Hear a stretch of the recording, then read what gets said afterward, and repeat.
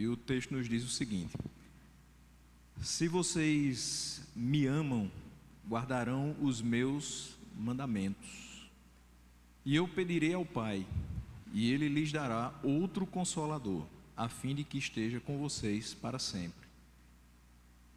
É o Espírito da verdade, que o mundo não pode receber, porque não o vê, nem o conhece. Vocês o conhecem, porque Ele habita com vocês e estará em vocês. Vamos orar? Senhor, nós te damos graças por mais um culto de oração, por mais um momento em que nós nos reunimos para observar a Tua Santa Palavra, e que nessa noite a gente possa compreender um pouco mais acerca do Teu Santo Espírito. Nos ajuda na compreensão. Assim nós oramos agradecidos no nome de Jesus. Amém. Você pode se assentar. Meus irmãos, a responsabilidade é extrema ao falar num tema como esse e tentar ser sucinto, objetivo. Mas uma vez que nós abraçamos essa missão, é assim que nós vamos tentar cumpri-la. Obviamente, quando a gente observa tudo que se fala a respeito do Espírito Santo, a gente não vai esgotar nada a respeito dele, não dá, mas eu procurei fazer algo bem semelhante ao que foi feito na primeira semana e também na segunda semana, né? Na primeira semana o pastor Jamerson fez todo aquele apanhado histórico para dar um contexto geral para a gente a respeito da reforma em si. Quando o pastor Rondo falou semana passada também da questão da necessidade de uma teologia saudável para a vida piedosa, ele também trouxe alguns aspectos históricos, e eu vou tentar, da melhor maneira possível, abranger o que foi a discussão acerca do Espírito Santo também ao longo da história. E aí, nesse meio, a gente vai também apresentando vários aspectos teológicos, vários conceitos, e obviamente que eu não fiz isso da minha cabeça. Com relação a esse tema, eu tive auxílio de alguns materiais, né, que eu faço questão de dizer a vocês, para que vocês também possam ter acesso a eles. Tive auxílio de materiais do reverendo Franklin Ferreira. Então, muitas das coisas que eu aqui vou citar, você vai encontrar não somente nos escritos dele, mas em outras palestras. Também o reverendo Heber Carlos de Campos Júnior, e do livro Teologia dos Reformadores, do Timothy Jorge, que é da edição Vida Nova. Então, materiais que são facilmente acessados e que a gente pode estudar mais a fundo posteriormente. A partir dessa exposição você vai também poder observar isso. Então a gente vai trabalhar por períodos de tempo, mostrando a visão, os conceitos relacionados ao Espírito Santo ao longo da história. Primeiro eu quero começar com o Espírito Santo na patrística, os primórdios, certo? Então, desde cedo, os pais da igreja afirmaram a existência das três pessoas divinas, citando frases oriundas do batismo ou refletindo o ensino catequético eclesial. E aí eu vou citar aqui uma frase do Irineu de Lyon. Certamente vocês lembram que foi mostrada aqui a imagem dele na primeira terça-feira. Ele identificava o Espírito com a sabedoria divina. Então, o Espírito Santo era relacionado sempre com a sabedoria. Ele diz: desde sempre, de fato, Deus tem junto de si o Verbo e a sabedoria. Quem era o Verbo? O Filho. Quem é a sabedoria? O Espírito. E ele diz: foi por meio deles e neles que fez todas as coisas, soberanamente e com toda a liberdade. Então veja que Irineu se utiliza de muito aquilo que a gente vê na própria palavra de Deus, mostrando que no princípio de todas as coisas Ele criou os céus e a terra. Quem criou os céus e a terra? Quem fez todas as coisas? Obviamente eles estavam ali. Quando ele diz: façamos o homem à nossa imagem e semelhança.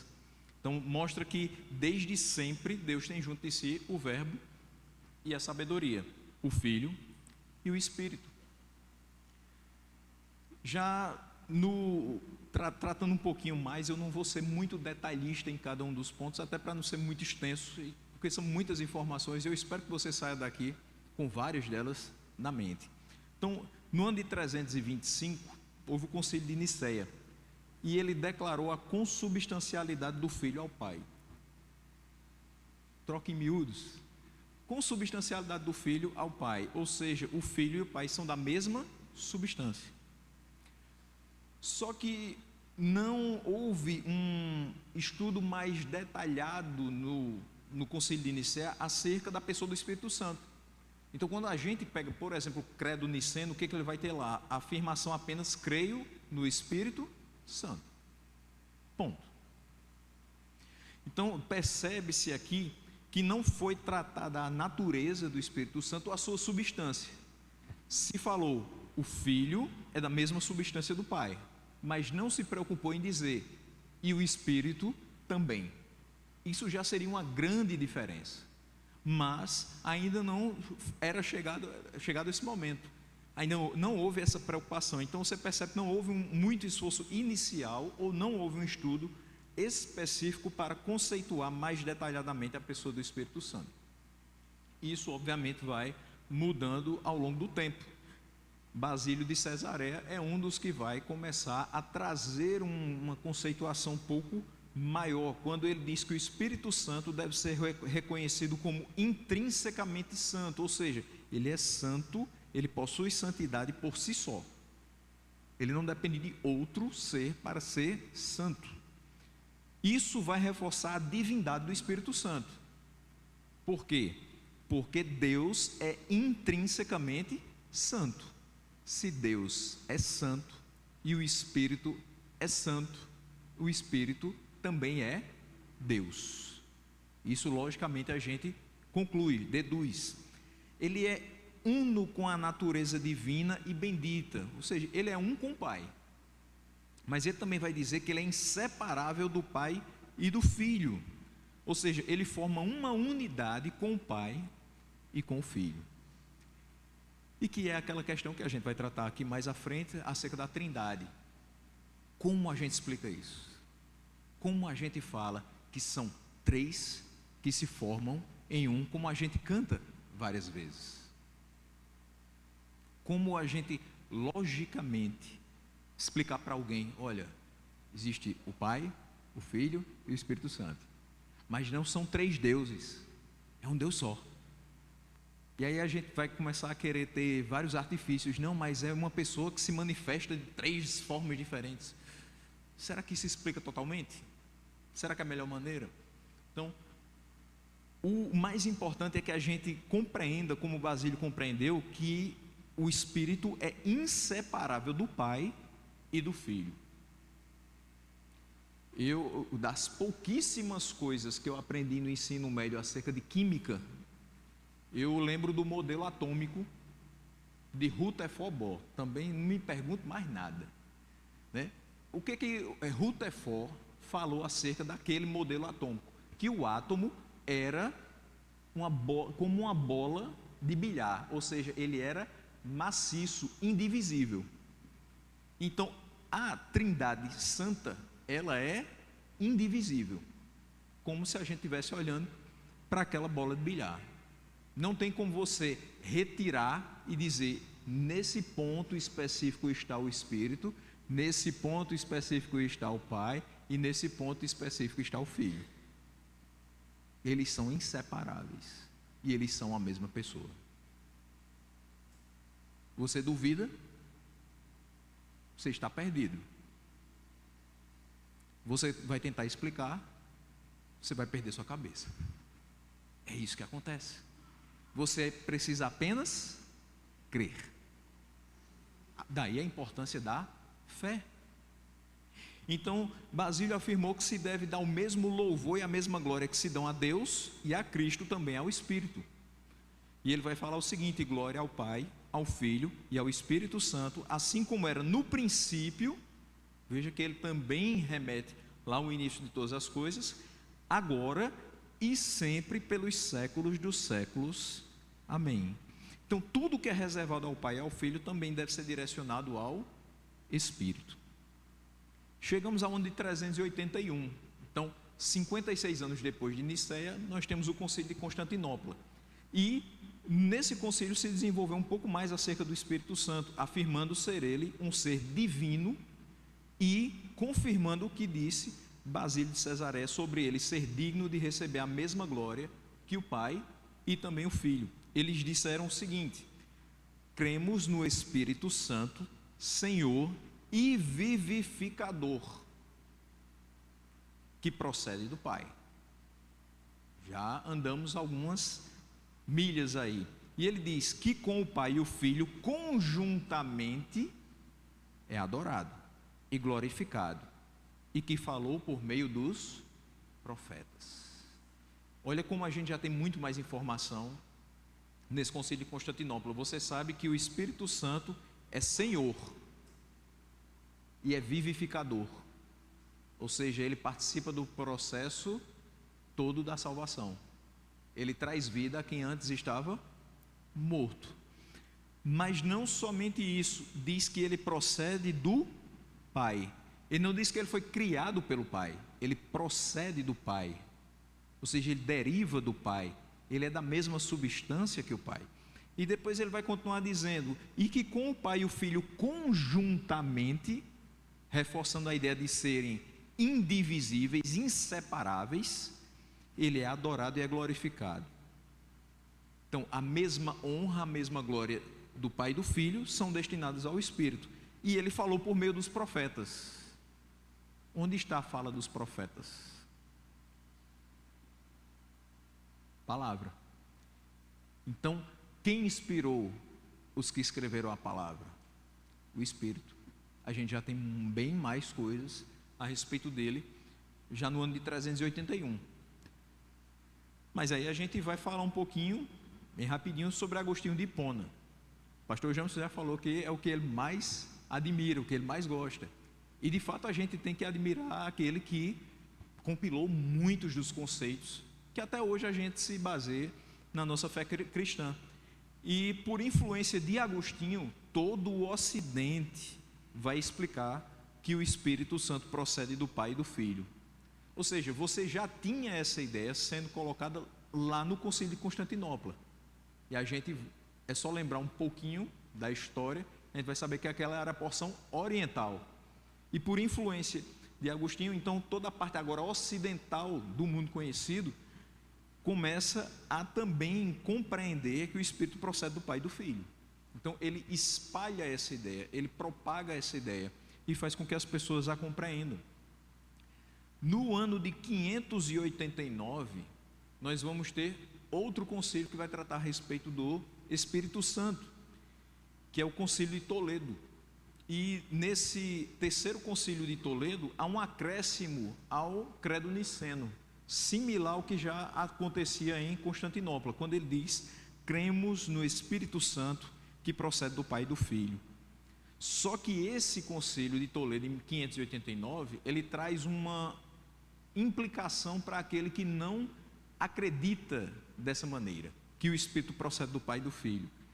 Todo aquele que se recusasse a crer nesta cláusula, a partir daquele concílio ficou determinado que seria considerado anátema. Então veja, até aquele momento as discussões estavam ocorrendo, eram sempre frequentes, a cada novo concílio mais questões iam sendo acrescentadas, iam sendo compiladas, mas em momento algum se colocava como, se eu rejeitasse aquela crença, isso teria algum tipo de consequência para mim. A partir daquele momento, século VI, então se decide, quem se recusar a crer que o Espírito Santo procede do Pai e do Filho, então esse, de fato, não é uma nova criatura, de fato, é anátema. E aí a gente vai para o Espírito Santo agora na igreja medieval. E aí eu vou falar um pouquinho da questão de sacramentos. A gente vai entrar agora num ponto que é muito central, que é a justificação, que ela vai ser muito tratada com relação à pessoa do Espírito Santo. No período medieval, a justificação seria um processo de cura, era assim que se entendia. Ela começaria com a graça recebida no batismo, e aí vamos lembrar, a igreja católica, naquela época, óbvio, não existia outra, seria a igreja oficial do tempo, ela sempre adotou o batismo desde os primeiros dias. Então, até hoje, nós observamos essa mesma prática. Os bebezinhos nascem, são levados ainda com poucos dias de vida, no máximo 30, 40 dias, para serem batizados. E aí vai na pia batismal e ali, né, aquele bebezinho é feita a aspersão da água em sua cabeça. E obviamente tem todo um processo posterior a isso. Existe a questão de ele já fazer parte, já abraçar a tradição, mesmo que ele não tenha consciência disso, mas ele já abraça a tradição dos pais, da família. Por isso que você vai encontrar muitas pessoas dizendo: meu avô era católico, meu pai era católico, eu sou católico, eu vou cultuar assim, porque toda a minha vida o pessoal era católico, é uma tradição da nossa família. E aí a grande dificuldade de pessoas se desvencilharem dessas questões até hoje. Muita gente, quando um dos membros da família se torna crente, vai dizer assim: você está quebrando com a tradição da nossa família. O que seu avô diria se tivesse um que anda com o livro da capa preta, um que é desses da Bíblia, fica andando com a Bíblia debaixo do braço? O que é que seu avô diria de uma coisa dessa? De fato, seria bem estranho. Mas esse batismo ele vai sendo confirmado com muitas outras questões, até que se chegue à primeira Eucaristia. Então você vai percebendo que, apesar de já fazer parte do corpo, mas a pessoa vai sendo trabalhada até chegar um momento em que ela vai fazer uma pública profissão de fé, em que ela vai dizer: eu creio em tudo isso, né? Inclusive ela vai ser ensinada dessa maneira na catequese. E durante toda a sua vida, ela que já recebeu a graça no batismo, que também é sacramento lá, como é para nós, mas ela vai receber também graça por meio de outros sacramentos. Lembrando que para nós são 2, fora o batismo, somente a ceia. Para eles são 7. Então, fora o batismo, eles ainda têm mais 6. Então, você recebe a primeira graça do batismo, que ela vai, juntamente com os outros meios de graça, vai aperfeiçoando você até que você seja completamente curado. Essa é a expressão. E se torne totalmente justo. Sem a graça de Deus, ninguém pode alcançar o fim do processo. Ou seja, você recebe graça do primeiro momento até o último momento da sua vida. Ou seja, do batismo até a extrema unção. Para que você fique completamente curado, seja totalmente justificado e chegue ao final desse processo. Ou seja, o final do processo é o final da vida terrena. Deus vai dar graça àqueles que fizerem o melhor que puderem. Ou seja, há uma boa dose de esforço humano. Pergunta para os irmãos: há um tipo de esforço humano na nossa justificação? Mas na santificação, sim.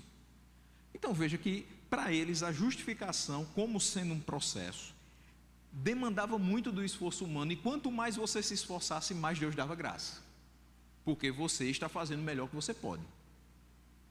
É aquela história que eu não sei se você já achou na sua Bíblia, eu nunca achei na minha, mas talvez na Bíblia do católico tenha, católico apostólico romano, que é assim: faz a tua parte que eu farei o resto.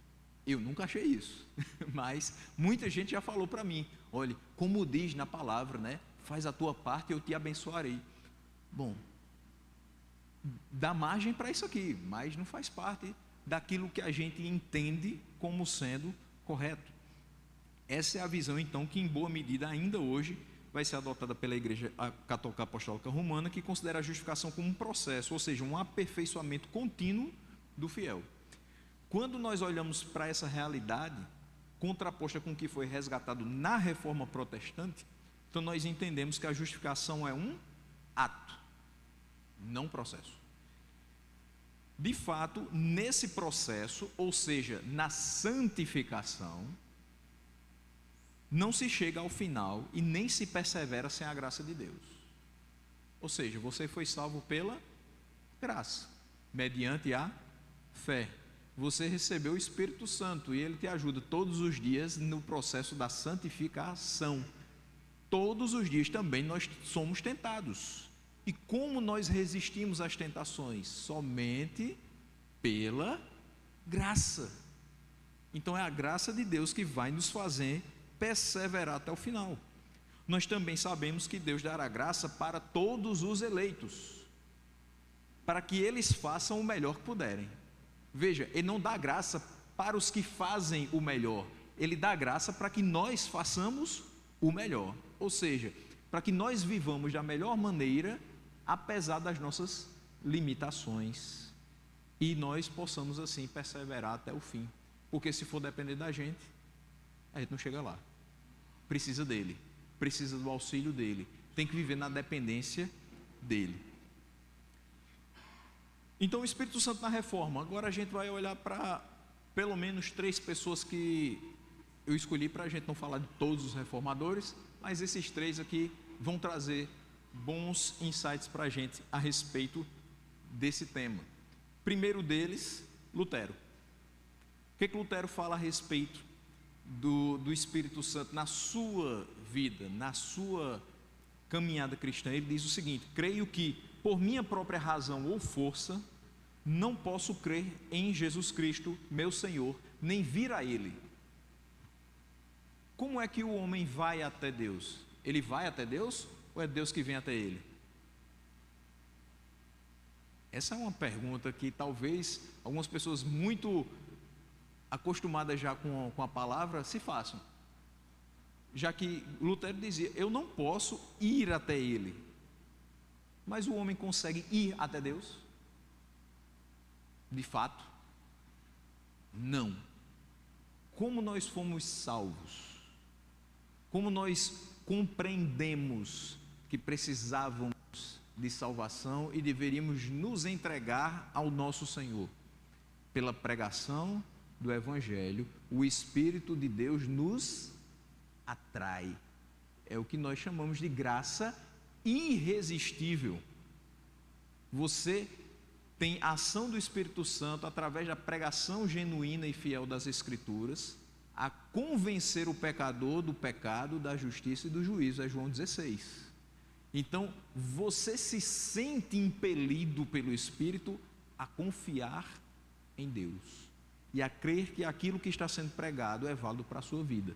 De si mesmo você não vai em momento algum da sua vida pensar que é plausível crer em um homem que subiu ao madeiro, que morreu, mas as pessoas dizem que ressuscitou e que está nos céus olhando para você.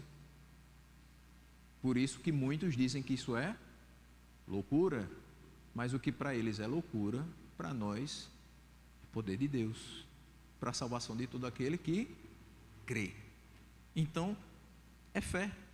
Mas ele diz corretamente: eu sei que por mim, pela minha razão, pela minha força, eu não posso crer em Jesus Cristo, meu Senhor, nem enviar Ele, mas o Espírito Santo me chamou. Como? Pelo Evangelho. Ele iluminou com seus dons, santificou e conservou na verdadeira fé. Ou seja, o Espírito me chama, me convence, ilumina a minha mente para que eu compreenda a palavra e me conserva na verdadeira fé. Esse é o trabalhar. E ele diz: assim como chama, congrega, ilumina e santifica toda a cristandade na terra. Ou seja, o que ele fez em Martinho Lutero faz com toda a cristandade na terra. E em Jesus Cristo a conserva na fé verdadeira e única. Nesta cristandade perdoa a mim e a todos os crentes diária e abundantemente todos os pecados, e no dia derradeiro me ressuscitará a mim e a todos os mortos, e em Cristo me dará a mim e a todos os crentes a vida eterna. Isto é certissimamente verdade. Então, nós podemos crer em tudo o que Lutero falou nessa declaração. Por quê? Porque exatamente isso que ele falou, nós percebemos nas Escrituras. É óbvio que se a gente for olhar para toda a vida dos reformadores, em vários momentos, eles incorreram em erros. Tanto erros pessoais, morais, quanto erros também teológicos. Nem todo mundo acertou o tempo todo. É assim até hoje. Mas essa declaração dele tem profundas raízes nas Escrituras. E é por isso que a gente pode considerar aquilo que ele falou. Ele reconhece que não pode de si mesmo crer em Deus, mas ele precisa do Espírito Santo lhe chamando pelo Evangelho, lhe iluminando para que ele se conserve nessa fé verdadeira. Lutero insistia que nós nos apropriamos da graça de Deus e daí somos declarados justos pela fé somente. Lutero está fazendo coro com quem? Com Paulo. Pela graça sois salvos. Então me aproprio da graça de Deus e depois eu sou declarado justo mediante a fé. Então, pela fé somente. Não tem como você receber essa justificação da parte de Cristo se não for pela fé. Não tem. A fé é entendida aqui então como uma crença pessoal, uma dependência, um agarrar-se a Cristo. Até hoje a gente fala dessa maneira. Você tem que se apegar mais com Cristo, ou seja, você tem que ter mais fé nele, você tem que confiar nele. Da mesma maneira que ele lhe ama incondicionalmente, você tem que crer nele incondicionalmente, sem duvidar.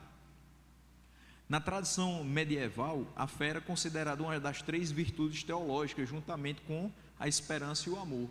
Não somente na tradição medieval, mas a gente encontra essa expressão desses 3 elementos em 1 Coríntios 13, 13.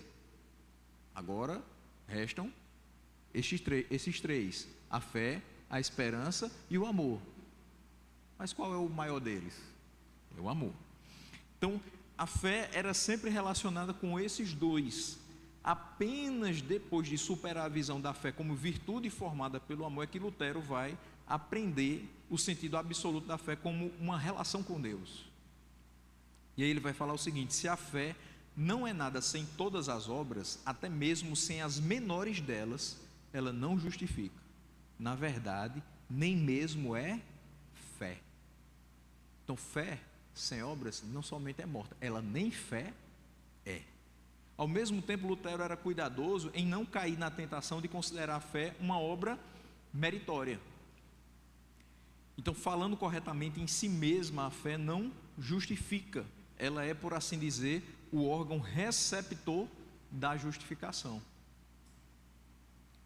Ela não faz a graça existir, mas simplesmente torna-se cônscia de algo já em existência. Olha que coisa. Não é que a graça passa a existir depois que você tem fé, a graça já estava lá. Mas quando você tem fé, quando a fé é colocada no seu coração, você passa a compreender que foi tudo por graça, que você nada teve de contribuição. Então, ter fé é aceitar a aceitação que é nossa em Jesus Cristo. No fim das contas, ter fé é entender que você não aceitou a Jesus Cristo, mas que Ele te aceitou. E te aceitando, Ele providenciou todos os meios para que você se tornasse exatamente o que Ele espera que você seja. Ou seja, a justificação, a regeneração e a santificação, para que um dia nós cheguemos à glorificação. Então, tudo isso Ele fez. Então, ter fé é aceitar a aceitação que é nossa em Jesus Cristo. Não é uma atividade humana autogerada. Você não gerou fé em si mesmo, mas é um dom do Espírito Santo. Paulo diz: não vem de vós, é dom de Deus. Quem é o Espírito Santo? Senão o próprio Deus. Então é dom do Espírito. a fé que é colocada no nosso coração. O princípio de sola escritura destinava-se a salvaguardar a autoridade das escrituras, daquela dependência servil à igreja. Então, naquela época,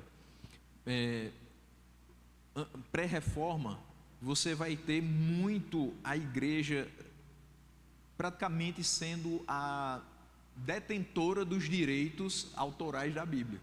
Era como se ninguém pudesse utilizar. Por exemplo, eu não posso gravar uma música se quem detém os direitos autorais não me permitir, não me autorizar, assinando um documento. Nesse caso, ninguém poderia fazer qualquer tipo de interpretação ou utilização da Bíblia se a igreja não autorizasse, ou se não fosse de acordo com o que a igreja prescrevia ou dizia que era o correto. Então, havia uma dependência servil das escrituras à igreja, que de fato tornou a Bíblia inferior a ela. Tanto é que ela colocou ou em pé de igualdade ou de fato inferior a Bíblia com relação à sua tradição. Então tem muitas coisas que durante anos foram colocadas como verdades, mesmo que não tivessem base bíblica. Mas é a tradição que é tão forte quanto ou até mais, dependendo da situação. E a suficiência das escrituras funcionava no contexto em que a Bíblia era reconhecida como o livro dado à igreja. Então, o que a gente precisa ter para caminhar como igreja do Senhor? As escrituras. Quais são as diretrizes para a vida cristã? Nós encontramos nas escrituras. Então, ela funciona nesse contexto em que a Bíblia é reconhecida como livro dado à igreja, a comunidade de fé, que é reunida e é guiada pelo Espírito Santo. Então, a Bíblia é suficiente. Por quê? Porque é aquele documento que foi inspirado pelo Espírito de Deus para dar toda a base para a vida comunitária daqueles que foram chamados para viver guiados pelo mesmo Espírito. Então, o mesmo que inspirou é o mesmo que hoje guia, que hoje orienta, que hoje ilumina. Zwinglio, ele diz: mas como alguém chega a reconhecer então a palavra de Deus nas Escrituras Sagradas? Ok, ela é suficiente, nós reconhecemos isso, é o livro dado ao povo de Deus, mas como alguém reconhece a palavra de Deus nas Escrituras? Zwinglio respondeu que havia uma única forma de receber essa percepção: do próprio Deus. Eu não vou olhar para esse livro aqui, esse compêndio com 66 livros, com 40 autores, e simplesmente olhando para ele eu vou dizer assim: isso aqui é a palavra de Deus. Mas eu preciso que dentro de mim haja o testemunho de que de fato essa é a palavra de Deus. Ou seja, eu tenho que ter essa percepção do próprio Deus através da ação do seu Espírito. Então ele vai dizer: o mesmo Espírito que inspirou os profetas e apóstolos a escrever a Bíblia deve estar presente para confirmar e nos convencer da sua verdade. Então, quando nós oramos aqui pedindo que o Espírito Santo nos ilumine durante a exposição, para que a gente compreenda qual é a mensagem daquele trecho que vai ser exposto, é porque somente através da ação dele, de iluminação, nós de fato vamos compreender. Dificilmente alguém, pela sua lógica, pela sua compreensão humana, vai chegar a tudo que está aqui, à altura daquilo que está escrito na palavra. Em outras palavras, as Escrituras legitimam as Escrituras. Certamente você que participou dos cursos que nós temos aqui na quinta e na sexta-feira, você pagou a hermenêutica. E o princípio mais básico é que a Bíblia explica a própria Bíblia. Ou seja, ela se auto-legitima. Como é que eu vou saber que esse texto aqui é verdadeiro? Porque eu tenho um texto correlato que vai dizer a mesma coisa. Mas esse texto aqui está muito obscuro, eu não estou entendendo nada. Aí você procura um texto mais claro para resolver aquele problema e você compreender o texto. Mas nada vai ser contraditório. Tudo vai ser complementar. Então o Espírito Santo ilumina o texto da Bíblia de maneira tal que nós sabemos e confessamos que essa aqui é a palavra de Deus. E agora eu vou falar um pouquinho de Calvino.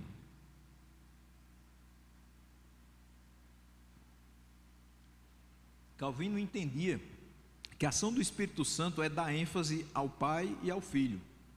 A gente vai ver isso no Evangelho de João, quando ele diz que o Espírito vem para glorificar o Filho. Ele vai dizer, ele integrou o estudo do Espírito a várias outras questões, a vários outros pontos. Ou seja, existia a presença e a atuação do Espírito Santo em temas como graça comum. Só refrescando a sua memória, graça comum é aquela que é derramada sobre qualquer pessoa do universo. Hoje choveu, como não tinha chovido antes. Às 6:30 da manhã, quando eu estava saindo de casa para trabalhar, deu uma chuva. E a gente ficou, meu Deus do céu, né? Sol pegado todos os outros dias. Deus é quem sabe como fazer. A meteorologia poderia dizer, haverá sol brilhante desde as 6 horas da manhã, mas choveu um pouquinho, o suficiente para resfriar um pouco a nossa temperatura. A mesma chuva que caiu na minha casa, caiu na casa do vizinho, que não está aqui com a gente, que talvez não crê em Cristo, mas a chuva que molhou o meu quintal, molhou o dele. O pão que eu comprei na padaria é o mesmo pão, a mesma fornada que ele comprou. Me alimentou e alimentou a ele. A capacidade que Deus nos deu de trabalhar e nos sustentar, também deu a ele. Ele também tem um trabalho, também sai cedo, também se sustenta com aquele trabalho. Então, essa é a graça comum. Agora, existe o diferencial, que é a graça especial. Aquela graça que é derramada para que a gente seja salvo. É a graça que Paulo vai falar lá em Efésios 2. Pela graça sois salvos. Não é a graça que faz chover na minha casa e no terreno do vizinho.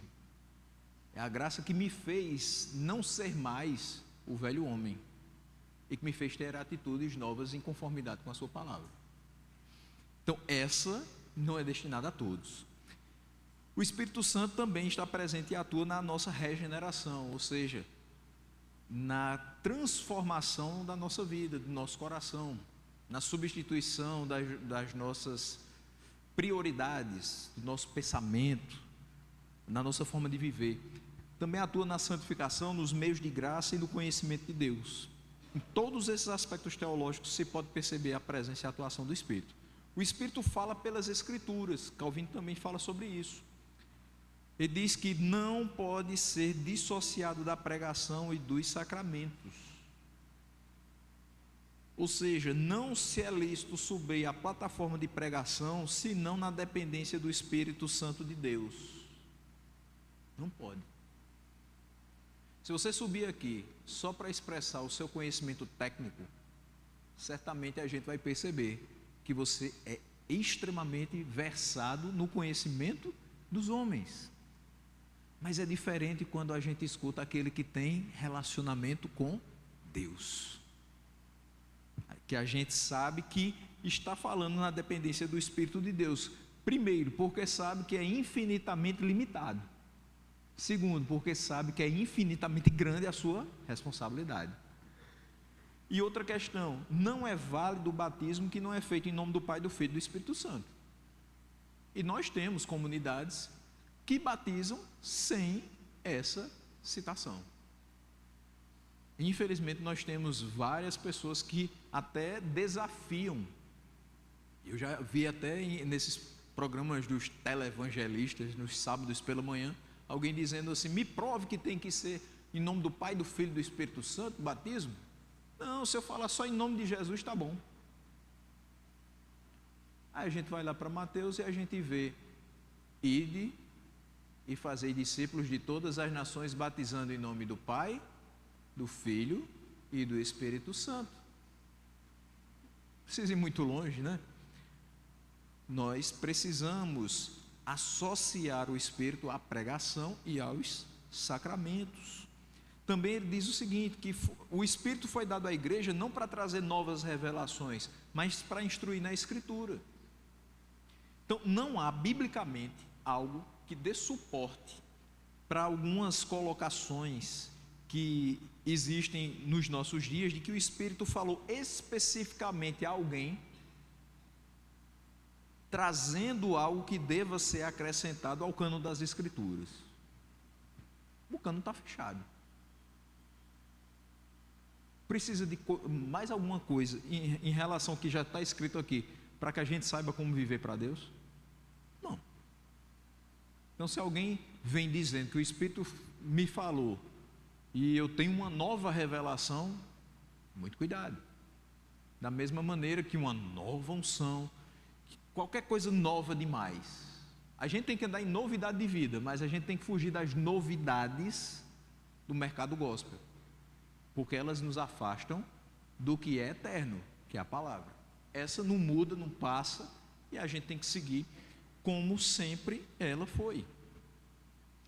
E outra questão, o que aprove a Deus revelar a seu povo como orientação para a vida cristã, Ele o fez àqueles que foram utilizados por Ele para a escrita dos livros que compõem a Bíblia. Fora da Bíblia, fora disso, a ação do Espírito em nós é iluminar nossa mente de modo que nós chegamos à compreensão dessa palavra, tanto para quem expõe quanto para quem ouve. Ou seja, tanto depende do Espírito de Deus quem prepara o sermão como quem ouve o sermão. Quem prepara o sermão para fazer a sua exegese corretamente, quem ouve o sermão para que compreenda e guarde no seu coração o que foi exposto. A doutrina das Sagradas Escrituras defendida por Calvino pode ser resumida da seguinte maneira: a Bíblia é a palavra de Deus inspirada e revelada em linguagem humana e confirmada ao cristão pelo testemunho interior do Espírito Santo. Então, quando alguém fala assim: ah, mas o livro que vocês leem foi escrito por homens. Claro, é livro, é letra, foi produzido por homens, mas com inspiração divina. Tudo que nós lemos é verdade, a palavra é a verdade, mas nós compreendemos tudo que aqui está não pelo nosso intelecto, mas pelo testemunho interior do Espírito Santo. É por isso que tem muita gente que lê, mas não entende. Por isso a pergunta para o etíope: entendes o que leis? Tem muita gente que lê e fica dando voltas e vira as páginas e diz: eu não estou entendendo isso aqui. Claro, sem o Espírito não dá para entender. Sem o testemunho interno do Espírito Santo, essa palavra não é confirmada no seu coração. Todos os que desejam se beneficiar das Escrituras devem primeiro aceitar isso como um princípio, ou seja, que a lei e os profetas não são ensinamentos transmitidos pelo prazer dos homens ou produzidos pelas mentes humanas como sua fonte, mas são ditados pelo Espírito Santo. Nós devemos às Escrituras a mesma reverência que devemos a Deus, já que a sua fonte está nele e não há nada de origem humana misturado a elas. É por isso que você chega aqui e escuta a pregação baseada, por exemplo, em 1 Coríntios, Paulo utilizando uma linguagem rebuscada, e você também me ouve falando aqui sobre Amós, uma linguagem rasteira e agrícola. Ele se utilizou da característica humana para fazer com que a gente compreendesse, que ficasse mais próximo da gente. Mas mesmo assim a não compreende, se não for por intermédio do Espírito Santo. Então Calvino acreditava que a Bíblia era a escola do Espírito Santo. Ele de fato é o nosso mestre, ele é o nosso professor. Seus escritores foram instrumentos, foram órgãos, foram amanuenses do Espírito Santo. Se a Bíblia era um tipo de balbucio, como Calvino havia dito, então Deus é o balbuciador. Calvino manteve a unidade da palavra e do Espírito contra dois erros opostos. Por um lado, os católicos subestimavam o papel do saber, subordinando as Escrituras à igreja, ou seja, pessoas só tinham acesso às Escrituras por intermédio da igreja e conforme a interpretação dada por ela. Eles recorriam às palavras de Pedro, dizendo: nenhuma profecia das Escrituras provém de elucidação particular. Então, assim eles diziam: olha, você sozinho, como indivíduo, não pode interpretar as Escrituras, você não pode trazer uma leitura das Escrituras, você depende da leitura da igreja. Então você tinha que ir lá todas as vezes, escutar o que era falado. Se é que você compreendia, muitas vezes também, pela linguagem que não era próxima, e acreditar que aquilo dali era verdade. Por quê? Porque a igreja assim requeria que você fizesse. Então, eles proibiam qualquer manuseio individual da Bíblia, para rogar a seus concílios e a autoridade imbatível de interpretação das Escrituras. Se você não viu, é bem antigo esse filme, O Nome da Rosa. Você vai ver dentro do mosteiro várias pessoas que vão atrás de livros para ler, e os livros têm as pontas das folhas envenenadas. E começa a morrer vários monges. E aí a trama vai se desenvolvendo. Por que eles estão morrendo? Porque eles estão buscando conhecimento onde eles não são permitidos. Eles deveriam confiar na leitura da igreja, mas eles queriam procurar, eles queriam ver, eles queriam tirar a prova dos 9, e acabaram pagando com a vida. Calvino argumentava que essa palavra particular, na expressão elucidação particular, não significava individual, mas humanamente elaborada. Ou seja, nenhuma profecia das Escrituras provém de uma elucidação humanamente elaborada. Aí tudo bem. Então eu não posso olhar para essa palavra aqui e pensar, isso aqui é invenção da cabeça de um homem. Ou seja, não tinha nada a ver com o que era falado anteriormente. Calvino, da mesma maneira que Lutero, afirmava que as Escrituras eram o ventre de onde a igreja nascia, e não vice-versa. Ou seja, a igreja nasce das Escrituras. As Escrituras estabelecem e apontam as diretrizes que devem guiar os passos dados pela igreja. A igreja não teve, nem tem o poder de gerar a Escritura ou uma nova revelação. Tudo já foi entregue a ela. Ela tem que seguir o que está aqui escrito. Então, papas, concílios, mesmo os pais da igreja que Calvino frequentemente citava, todos eles podiam estar, e muitas vezes estavam em erro. Mediante o testemunho interior do Espírito, as Escrituras autenticavam a si mesmas e revelavam a sua interpretação adequada. Então, você não precisa de nada mirabolante. Você quer compreender as Escrituras? Dependa do Espírito. Você quer saber qual a interpretação correta daquele texto? Recorra ao Espírito. Você quer saber quais podem ser as aplicações daquele texto? Recorra ao Espírito, e ele vai lhe ensinar. Por outro lado, alguns dos contemporâneos de Calvino, que ele chamava de fanáticos, estavam tão fascinados pelo Espírito que eles viam pouca necessidade da palavra escrita. Então, uns queriam muito a palavra, mas a igreja os afastava. Outros já não viam tanta necessidade da palavra. Por quê? Porque eles eram fascinados demais pelo Espírito. E ele diz assim: assim são separados por estes biltres, esses dois elementos, que o profeta uniu por um vínculo inviolável. O Espírito Santo não desviava das Escrituras, mas ele era reconhecido em sua conformidade com elas. E aí ele vai falar nas Institutas: o Espírito Santo de tal modo se junge à sua verdade, que expressou nas Escrituras, que manifesta e patenteia o seu poder, então, afinal, onde se rende à palavra a devida reverência e dignidade. Resumindo, onde se prega a palavra com fidelidade e com inteireza, então ali se manifesta o poder do Espírito de Deus. Onde se tem pregação correta da palavra, ali o Espírito, de fato, vai operar, vai atrair para si aqueles que ouviram aquela palavra e que puderam assim compreendê-la. Toda a teologia de Calvino foi desenvolvida dentro desses limites: a objetividade da revelação de Deus nas Escrituras Sagradas e o testemunho confirmador e iluminador do Espírito Santo no cristão. Ele provou ser impecavelmente ortodoxo em suas próprias formulações da Trindade.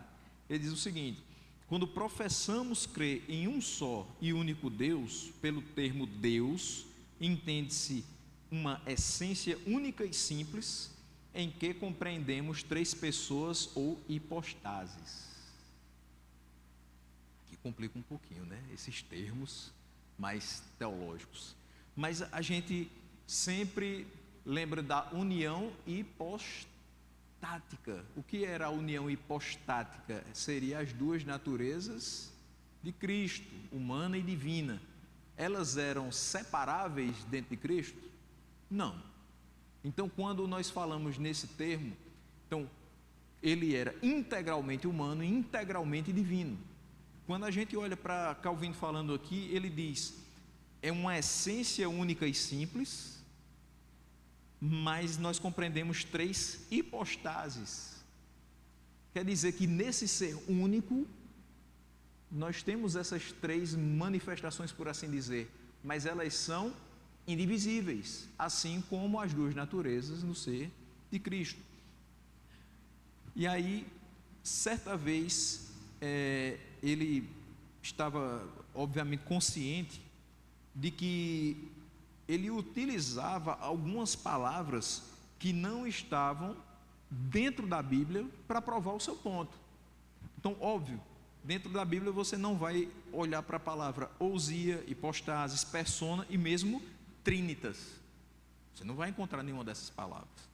Mas uma vez ele falou o seguinte: provera que realmente fossem sepultados, contanto que esta fé entre todos se patenteasse, que o Pai e o Filho e o Espírito são um e único Deus. Todavia, nem o Filho é o Pai, ou o Espírito o Filho. Ao contrário, que são distintos por determinada propriedade. Ele disse, eu gostaria muito que encerrasse essa discussão, mas que a gente encerrasse essa discussão entendendo que os três são um, mas o Pai não é o Filho, e o Filho não é o Espírito. Aí você diz, e agora? Eles são um e único Deus, mas eles são distintos por determinada propriedade. Ele não vai explicar qual, mas ele diz, eu tenho como reconhecer, né?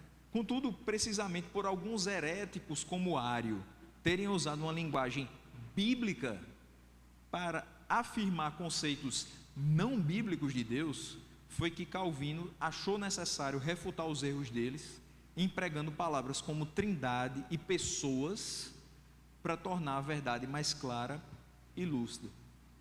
Então, não tem como, meus irmãos, tem coisas na Bíblia que a gente vai ter que descer um pouco o nosso vocabulário, a nossa forma de transmitir, para que chegue mais ou menos próximo da nossa compreensão. Porque se a gente for aqui só utilizar toda a linguagem técnica, ninguém vai conseguir compreender. Então, por isso que ele se utilizou determinados termos, para que isso ficasse mais claro, mais lúcido, mais próximo. Talvez seja o mesmo trabalho que hoje a gente percebe na confecção de várias versões da Bíblia. A essência está lá, mas a gente tenta trazer o texto um pouco mais claro, um pouco mais próximo da linguagem que se utiliza atualmente.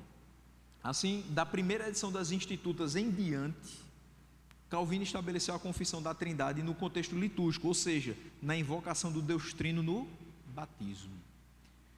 Batismo em nome do Pai, do Filho e do Espírito Santo testemunhava tanto a unidade como a trindade de Deus. As distinções dentro da divindade eram vistas nas características particulares de cada pessoa, que ele assim falava.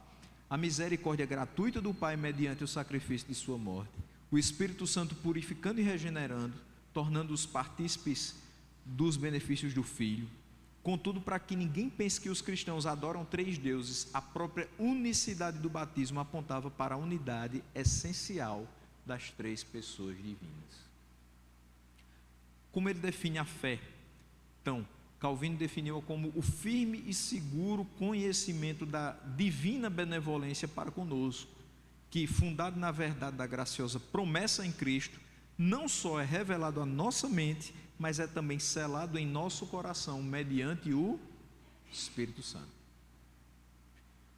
Ele foi um dos reformadores que buscava uma espiritualidade condizente com o resgate das Escrituras que Lutero tanto falava. E é uma questão assim que eu gostaria de chamar a atenção, porque ainda hoje existem pessoas que buscam um aprimoramento teológico junto aos reformados, mas quando se fala de espiritualidade, de piedade, buscam em outros movimentos. Mas, de forma alguma, a maneira reformada de pensar, a maneira reformada de enxergar pontos como, por exemplo, o Espírito Santo, nos leva a viver algo dissonante em relação à palavra de Deus. Pelo contrário, quanto mais você compreende a pessoa do Espírito, mais você compreende também qual é a vontade de Deus para a sua vida. Que você viva andando no Espírito. E o que é o andar no Espírito? É ter uma vida piedosa. Como nós mostraremos que somos pessoas que foram alcançadas pelos valores resgatados pela reforma, e isso de fato nos faz ter uma vida piedosa? Quando nós mostramos que nós obedecemos a palavra de Deus, quando nós mostramos que fazemos tudo na dependência do Espírito de Deus, quando nós buscamos a face do Senhor para tomar as nossas decisões, quando nós buscamos fazer todas as coisas para a glória de Deus, isso é a vida piedosa. Uma vida que busca todo o tempo dependência do Espírito e conformidade com as Escrituras. Só isso. E é difícil a gente ter uma vida piedosa quando a gente depende do próprio entendimento. Mas isso se torna mais possível quando a gente se entrega à ação do Espírito de Deus. Indo já para o ponto quase final, né, só falando aqui, eu gostaria de trazer três exemplos de nomes conhecidos por sua vida devocional. E aí, com relação a devocional, a gente não está falando daquele devocional que eu participei, pastor Rony participou semana passada, pastor James participa toda semana, aquele momentozinho que você retira no começo do dia para ler a palavra, orar. Não, a vida devocional é bem mais que isso. E a gente percebe que João Calvino, Richard Baxter, Jonathan Edwards, entre tantos outros, mostravam como eles aliavam a boa teologia com a vida piedosa. E a gente precisa, de fato, mostrar que o devocional não se limita àquele momento a sós com Deus, mas o pensamento reformado, ele nos leva a considerar uma vida piedosa que advém de uma vida comunitária. Então, a nossa compreensão dessa vida cristã não é para que a gente seja bom, piedoso, correto para si, mas que isso envolva toda a nossa comunidade. Os dons foram dados para a edificação da igreja. Então não adianta eu ter o Espírito de Deus a me iluminar sem que eu traga alguma contribuição para os que estão comigo. Daí, mais uma vez, e todas as vezes que for pregado, a gente vai quebrar com aquela história do desigrejado. Vida cristã é comunitária, não é isolada. O Espírito Santo na pós-reforma, os puritanos, eles concentram-se na obra do Espírito na salvação do pecado, na regeneração, na santificação, na luta pela fé e na certeza da salvação. Eles focam muito numa vida de oração, na comunhão com Deus e na união com Cristo. E aí você vai ter alguns desses puritanos, o Richard Sibbes, o Thomas Goodwin, o John Owen, por exemplo. E falando aqui um pouquinho do primeiro grande despertamento nos Estados Unidos e no avivamento evangélico na Inglaterra, o avivamento é um poderoso e soberano derramamento do Espírito Santo sobre a igreja. Pode ser a igreja local ou a igreja de determinadas localidades, em resposta às orações dos cristãos, transformando-a completamente por meio de uma reforma doutrinal e da santificação. Isso vai resultar em quê? Conversões simultâneas e uma transformação radical da cultura, por meio de missões, educação, reforma social. Isso a gente percebeu na época da reforma. E muitas vezes, óbvio, pode vir acompanhado de sinais extraordinários e miraculosos. Com base no texto de 1 João 4, Jonathan Edwards coloca 5 pontos a respeito disso. Primeiro deles, nesses momentos do derramar do Espírito Santo abundantemente sobre a comunidade, percebe-se um amor por Jesus, Filho de Deus e Salvador dos homens. Então, as pessoas passam a amar com mais intensidade a Jesus, porque eles passam também a conhecer mais dele. Segundo, elas passam a agir contrariamente aos interesses do reino de Satanás. ou seja, elas se desviam mais do pecado. Terceiro, há uma profunda consideração pelas Sagradas Escrituras. Avivamento sem volta às Escrituras não é avivamento, é movimento. Quarto, uma revelação das características opostas ao Espírito de Deus, ou seja, daqueles que falsificam as suas obras, a revelação dos falsos mestres, das falsas doutrinas, porque você passa a conhecer o que é verdadeiro, então você identifica o que também é falso. Quinto, se o Espírito opera como Espírito de amor a Deus e ao homem, temos aí um sinal seguro de que este é o Espírito de Deus, ou seja, se tudo aquilo ali está lhe levando para mais perto de Deus e da sua palavra, a gente tem um sinal seguro que quem está operando é o Espírito de Deus. Já meu último ponto, para a gente ir encerrando, já são 9:02, é trazer um pouco dessa nossa contemporaneidade, né? O movimento pentecostal e os seus desdobramentos. Falar do Espírito Santo, não falar desse movimento, ficaria um pouquinho complicado. Então nós temos aqui, falando mais no contexto brasileiro, 1910 nós temos a questão dos pentecostais clássicos aqui no Brasil, e eles focam muito com o batismo com o Espírito Santo, não como sendo o momento que você recebe ao Senhor como seu único e suficiente Salvador, e ali você é selado com o Espírito Santo. Então não consideravam simplesmente que no momento da conversão você já é selado com o Espírito Santo. Eles acreditavam que o batismo com o Espírito Santo seria uma segunda experiência, e ela seria evidenciada com línguas. Então, línguas seria a evidência do batismo com o Espírito Santo, e elas são chamadas de estranhas por muita gente. Por quê? Os pentecostais clássicos, até hoje, eles adotam a versão Almeida, Revista e Corrigida.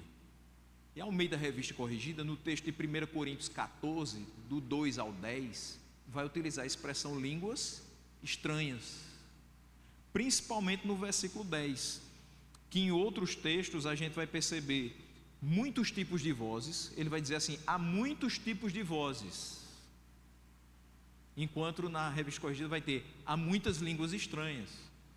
Em outras versões você vai ter há muitos idiomas, seria a colocação correta. Línguas, naquele contexto, eram de fato idiomas, mas a colocação na versão de línguas estranhas levou a interpretações muito complicadas. Então, o que a gente muitas vezes escutou na nossa vida cristã não foi a utilização de dons como de fato alguém sendo capacitado por Deus, pelo Espírito Santo dele, para falar um outro idioma que ela não tinha capacidade de falar anteriormente, mas algo ininteligível e que na maioria das vezes não tinha interpretação. E quando uma língua é falada e não há interpretação, não existe edificação. É melhor que a pessoa fique falando de si para Deus, porque não vai haver de fato nada de bom ali. Então, eles também focavam muito nos dons carismáticos e na liderança centralizada. Os pentecostais da cura divina, eles vão surgir 40 anos depois, finalzinho ali da década de 50, década de 60. Então, aquela questão de cura divina, que vai derivar depois cura da alma e outras questões, né, com cura interior, e cultos específicos para isso, campanhas específicas para isso. E surge também aquela questão do exorcismo, pastores desafiando, entrevistando o demônio para ter vitória sobre ele. Ele perguntava: de onde você vem? O que é que você quer fazer? Qual o seu objetivo na vida dela? E ali ficava debatendo até que ele cansasse e se obtivesse a vitória sobre ele. Também surge a música popular nos cultos, ritmos nacionais sendo introduzidos, né? Igrejas que não utilizavam nada além do órgão, do piano, começaram a adotar um violão, uma bateria, ainda assim com muita reserva. E um culto era com um ambiente mais informal. Nesse mesmo tempo surge também um movimento carismático, década de 60, igrejas históricas em busca de renovação. Coloque-se aí bastante aspas. E essa renovação, essa ideia de renovação espiritual, também teve muita ênfase questão de o Espírito falou com pessoa determinada, se junta todo mundo para escutar o que o Espírito falou para aquela pessoa determinada, para aquela família determinada.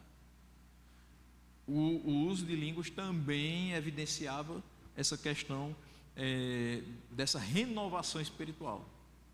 Muito provavelmente quem não manifestasse isso seria visto com maus olhos, porque não estava na mesma intensidade, na mesma frequência que os demais irmãos.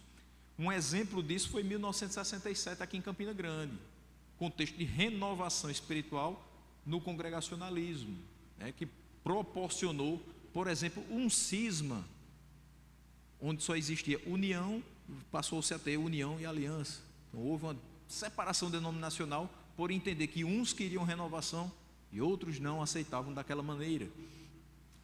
Se acontecia do lado dos protestantes, não foi diferente do lado dos católicos, apostólicos, romanos, que agora começavam a ter a renovação carismática católica. Estamos em 2024, 60 e poucos anos dessa renovação.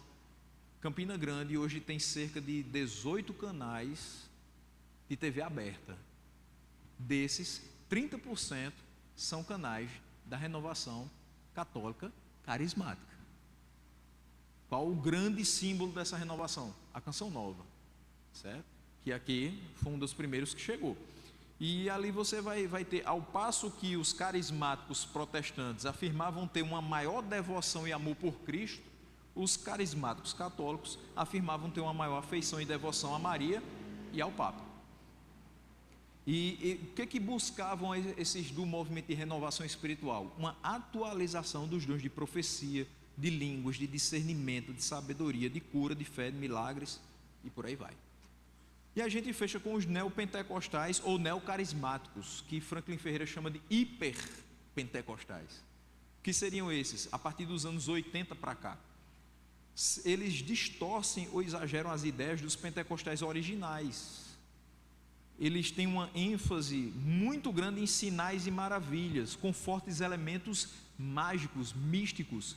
Certamente você já escutou, se ia passando pelos canais de televisão, ali viu uma canetinha passando pela Bíblia, e você parou para escutar o que estava sendo falado, alguém dizendo assim: se você não tiver milagres, nem venha falar comigo.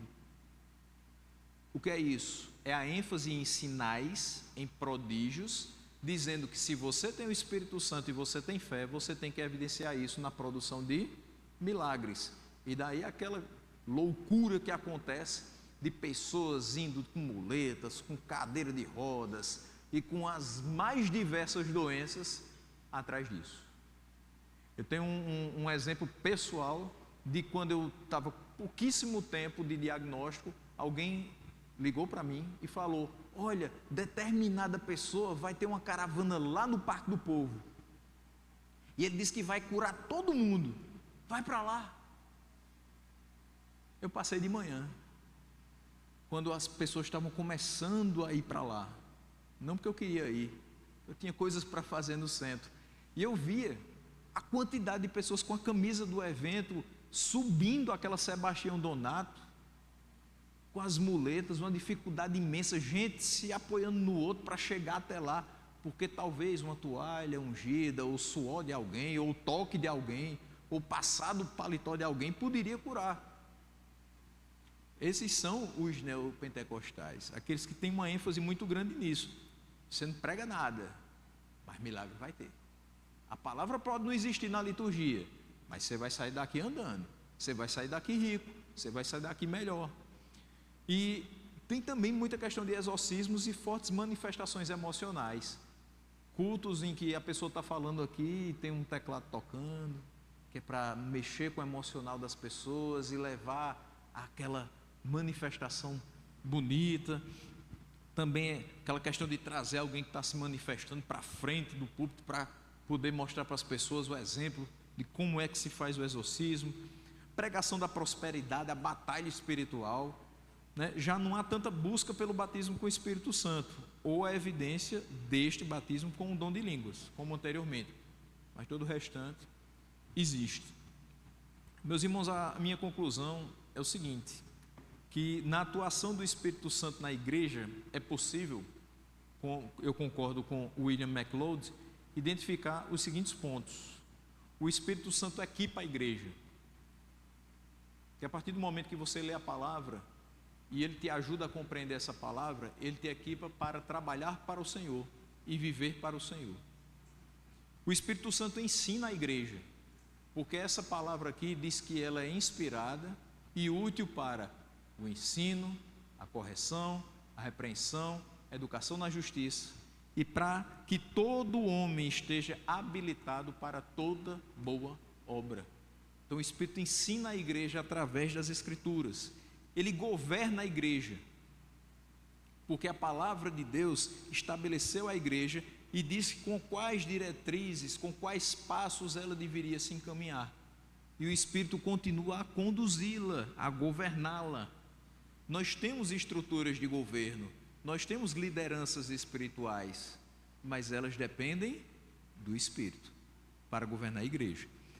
Ela unifica a igreja. Está tendo qualquer discussão aqui, seja qual for o ponto teológico ou qualquer situação prática da vida da igreja, nós, através da palavra, temos como chegar a um denominador comum.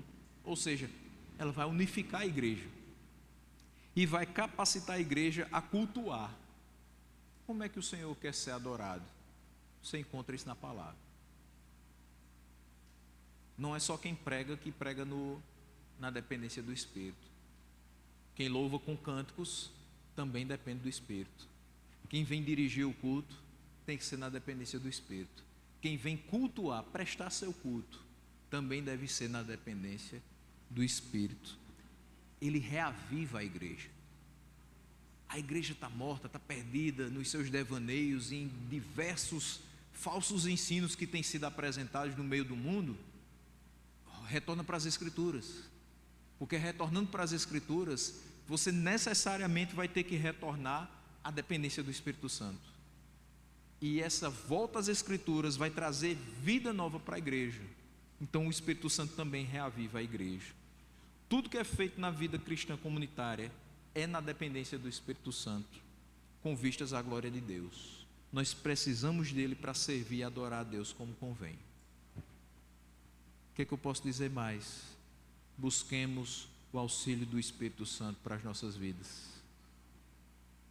É o que nós precisamos fazer para que a nossa vida comunitária, pessoal, possa realmente servir para a glória do Senhor.